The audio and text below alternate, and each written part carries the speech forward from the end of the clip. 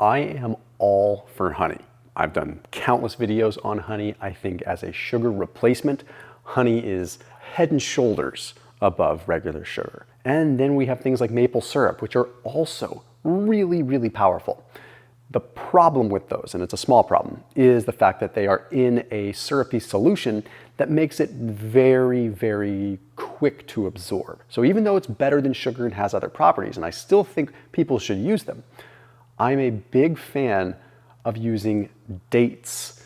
Now hear me out on this. Please listen to this video in its entirety. And even if you're just sticking around for the algorithm, it really helps the video if you stick around for a while. Because I know you learn what the food is and it's easy to just click off. And I appreciate that because you trust me and you say, hey, Thomas said it's dates, I'm gonna go with it, it's dates.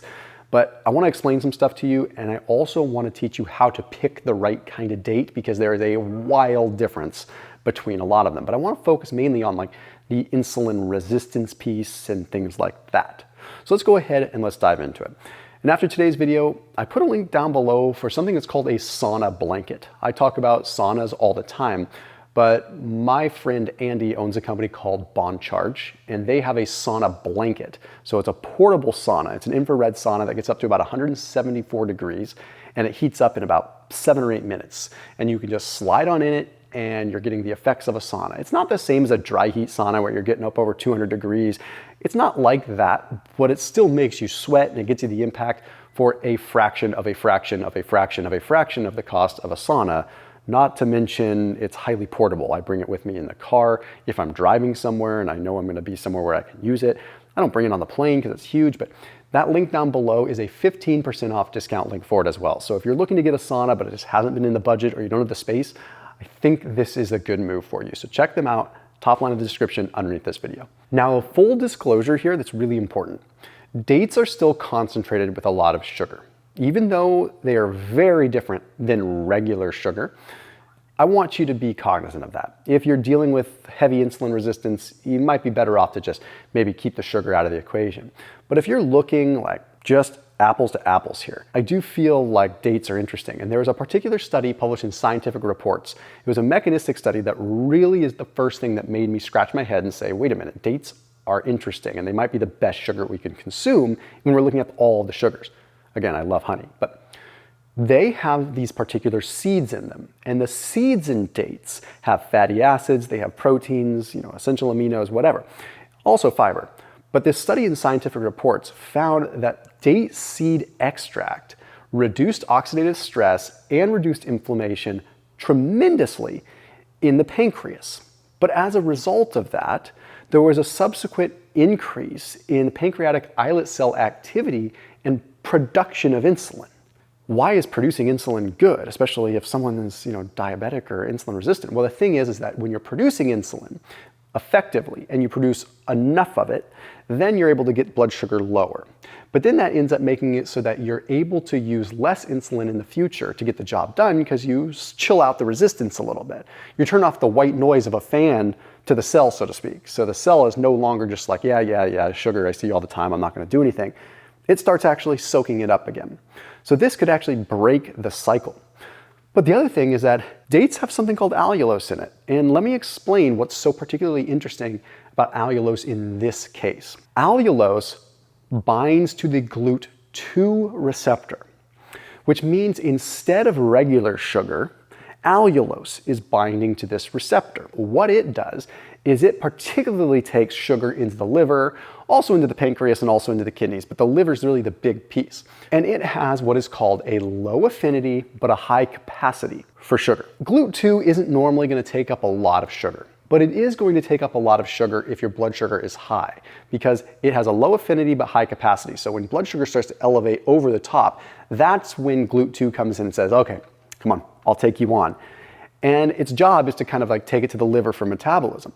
But if you're able to allow allulose to bind to that, it's going to make it so that instead of having a bunch of high blood sugar flood to the liver and potentially contribute to fatty liver and potentially contribute to like insulin resistance within the liver itself, well, then you're allowing sort of it to be cleared in another way.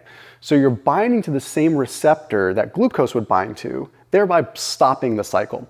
And this study that was published in BMJ was really interesting because they gave subjects 50 grams of pure sucrose, and these are humans, right?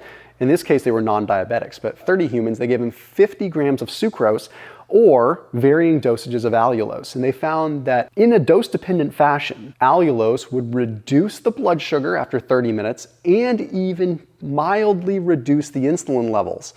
So basically, it was making it so everything was just operating a little bit more cohesively. And that's because allulose, again, it binds to that GLUT2 receptor, but it also increases GLP-1 and also inhibits alpha-glucosidase, which means that it's essentially slowing down glucose absorption and kind of speeding it up when it needs to be sped up. So we have a really interesting kind of combination there between the effect on pancreatic islet cells and, of course, the GLP-1 effect and just allulose itself. Why does that make it better than honey? It's not necessarily better than honey. Honey has other properties. Like honey has trehalose, which is tremendous for blood sugar in so many ways, but it also has antibacterial, antimicrobial properties. Okay, honey is great, but I do encourage we switch these things up all the time. Things to note.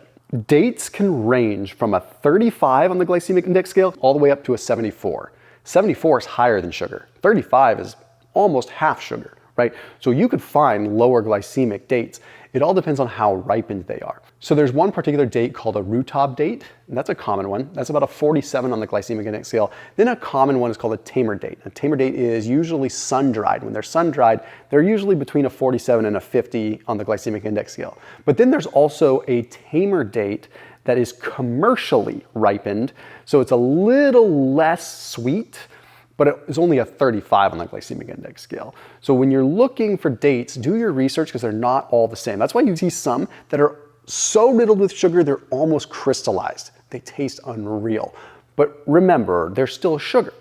Another thing that you can do is you can make a date paste. So if you were gonna cook, you could literally bake with a date paste. You could crush it all up, make a paste. That way you're retaining the fiber, the seeds, and you're also getting the sugar. So you're able to replace your sugar.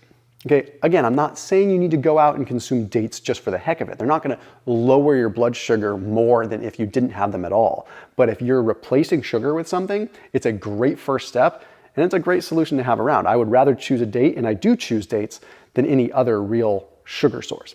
As always, keep it locked in here on my channel. I'll see you tomorrow.